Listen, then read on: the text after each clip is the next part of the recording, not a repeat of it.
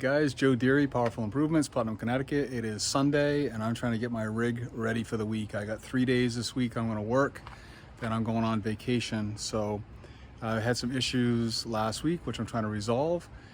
Primarily that three-way ball valve right there started leaking on me like crazy, and I can see very clearly why, and I'm going to show you what's going on. So when I first got this thing last year, I put it together with some brass fittings, and this is what remains of that brass fitting. Completely dissolved and turned to mush, just goop, just dissolved in there. And you can see that's all that's left to it. It's pretty cool. Just goes to show you that that brass is not going to hold up. So I've got some banjo style polypropylene or whatever you want to call these going in place of it. I also ordered some of these stainless steel ones, but I don't think I'm going to put these in the banjo.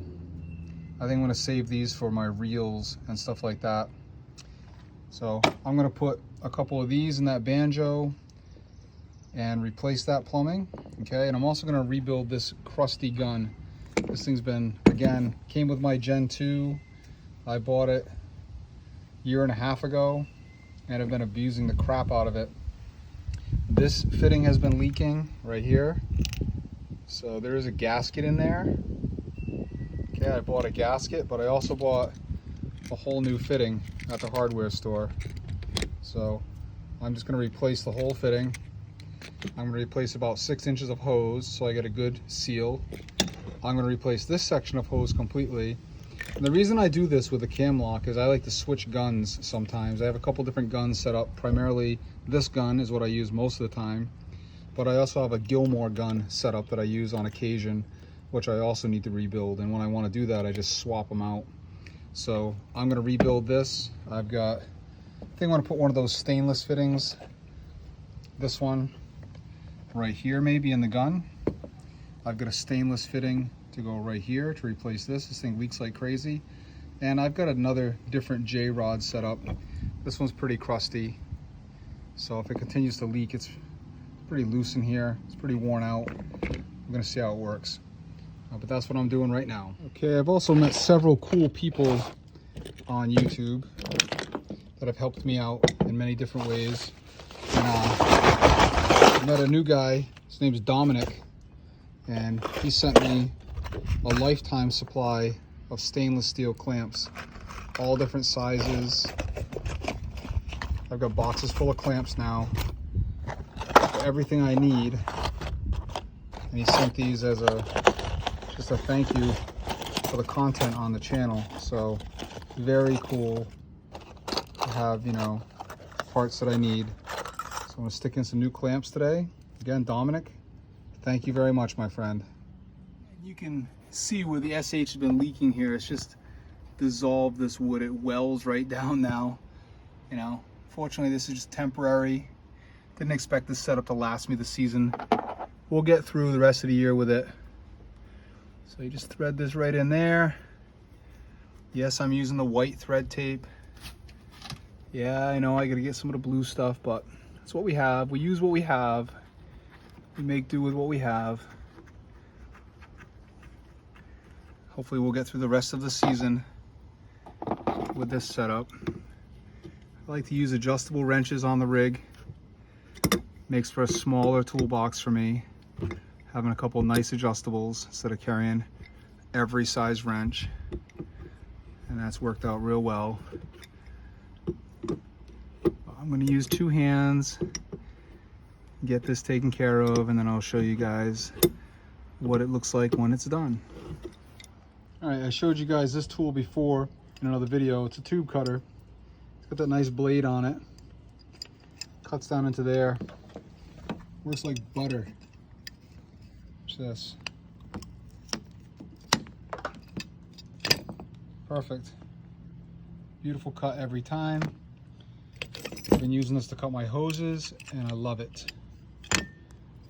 It does close. It's got this little thing on the bottom that latches into the handle to keep it closed. There we go. Beautiful. Got it right at Lowe's. All right, there we are. All nice and rebuilt. Pulling water up into my reel through my red hose, and I got nice flow.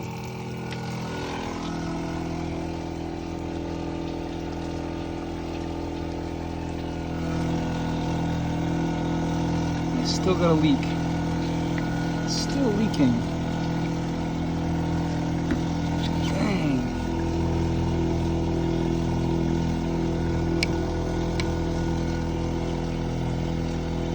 Still leaking right there.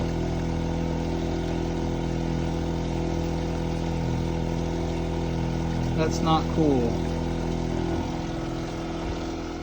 Alright, so I'm trying a different fitting that I had, an older one, and I put a nice 6 or 7 wraps of tape on there. And it's important that you wrap the tape the right way so that it doesn't come untangled as you're tightening, or undone as you're tightening. So you got to think about that as you're putting the tape on. If you put it on the wrong way, it just peels off. But we got it going the right way. And I'm gonna thread this one in now, tighten it all the way down, put the hose back on and see what happens. And this thing is still leaking right there at the bottom. This is not a good place to have a leak. Doesn't work for me having a leak right there. It's on top of all this equipment. And I can't have it bleeding SH right there all the time. I don't know if it's the banjo itself. I guess I'll try one more fitting. See what happens. Still leaking. I taped the crap out of it. So it's a little aggravating. This is my bleeder. So this is the one that helps me get the air out of the system. So that's aggravating. I'm gonna have to run the pump directly to the reel like I was doing previously. I guess I'll have to replace this banjo or that part of the banjo. I really don't know. I don't think it's a matter of thread tape or, you know, not using the right kind of thread tape. I know there's that special blue goo that you guys use, all that kind of stuff, but this is just water coming through here. This shouldn't be leaking. I'm gonna mess with it for a few more minutes and then we're gonna have to move on.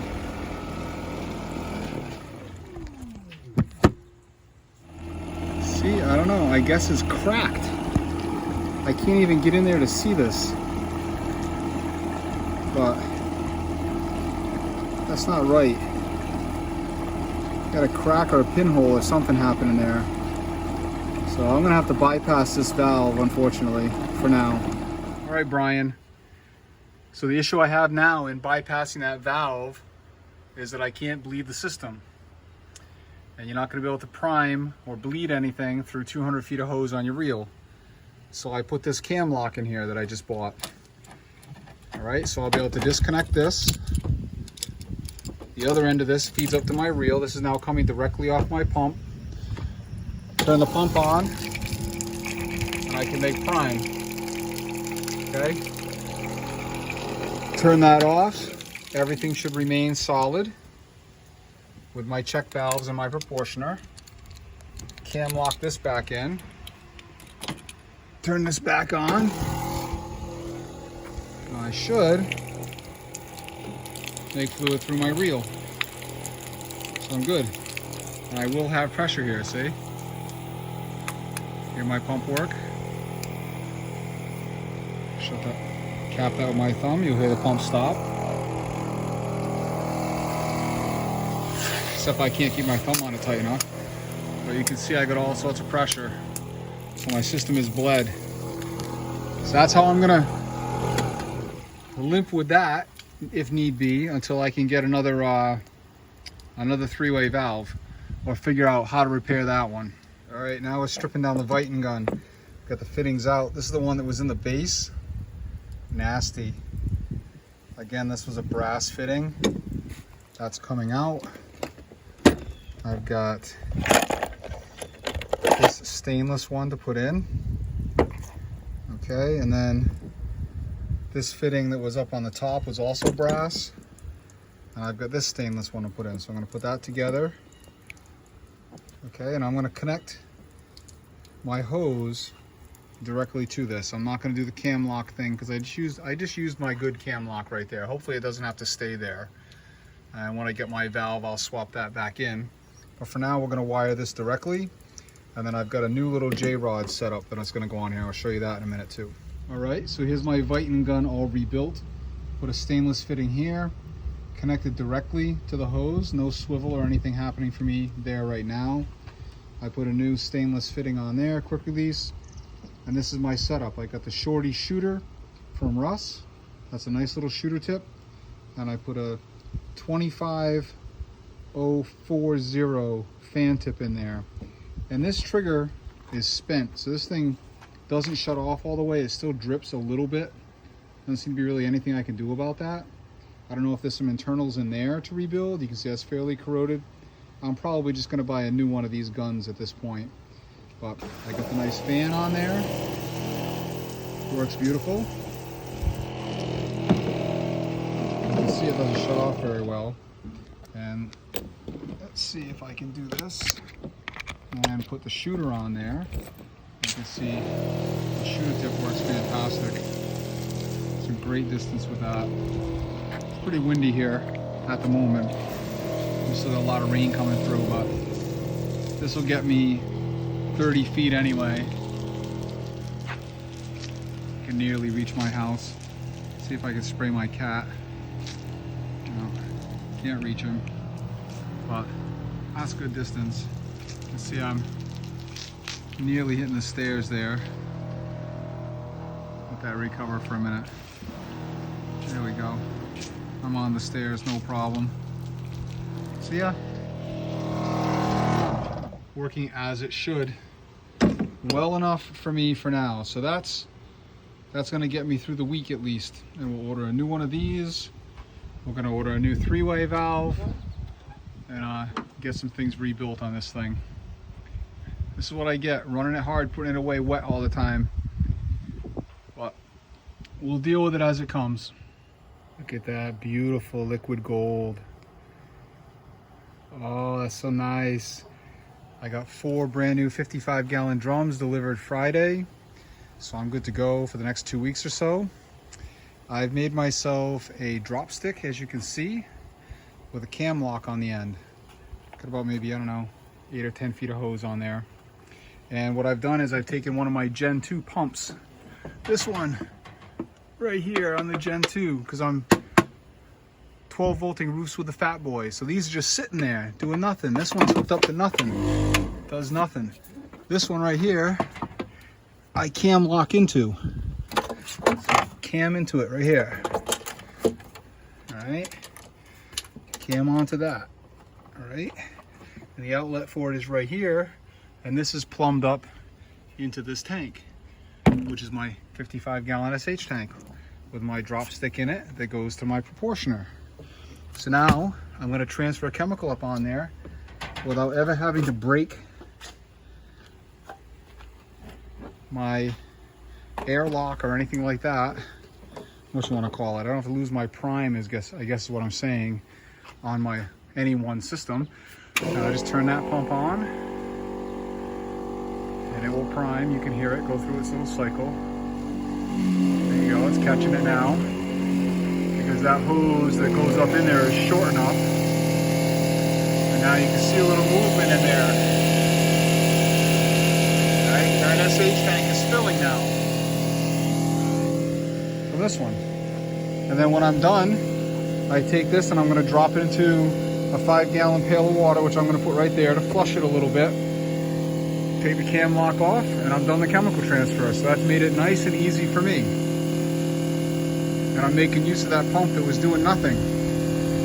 I think the other 12-volt pump I'm actually going to hook up into the water tank, plumb back around, so that I have some high-pressure water to rinse things with, rinse the inside of the truck with, that kind of stuff without having to turn the pressure washer on. I think I might put a hose like this, similar with a cam lock, maybe 6 or 8 feet of it with a Gilmore on the end, and use that for a water pump only, so I can wash things down inside the truck, feeding off the buffer tank.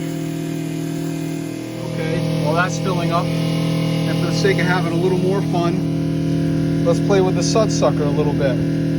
I bought new orifices from Russ down at Southside. These are 1.8s. I bought 2 of them. I also bought 1.5, which is even smaller.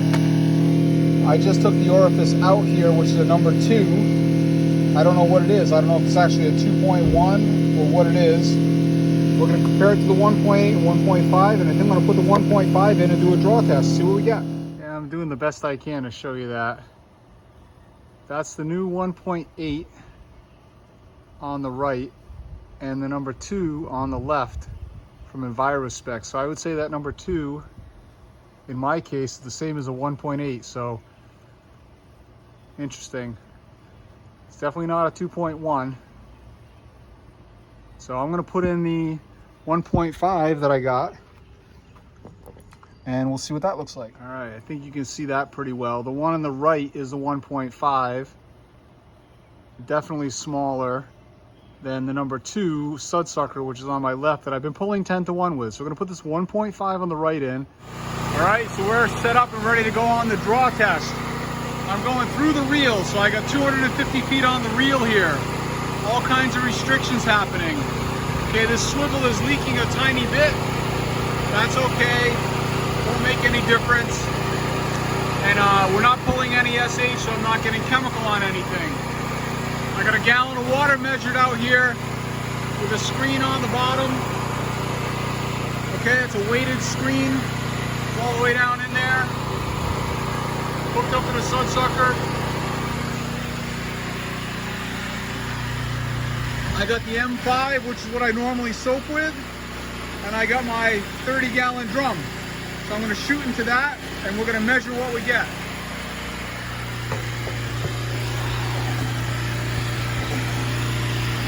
Ready?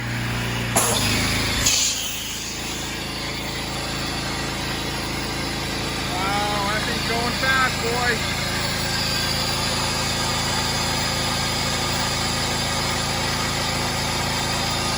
You can hear it.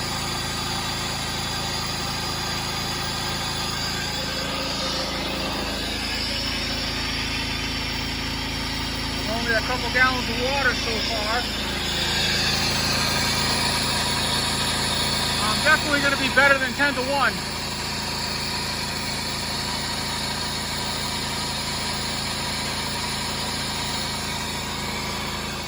Okay, we got a nice empty gallon jug here, and I am way under 10 gallons.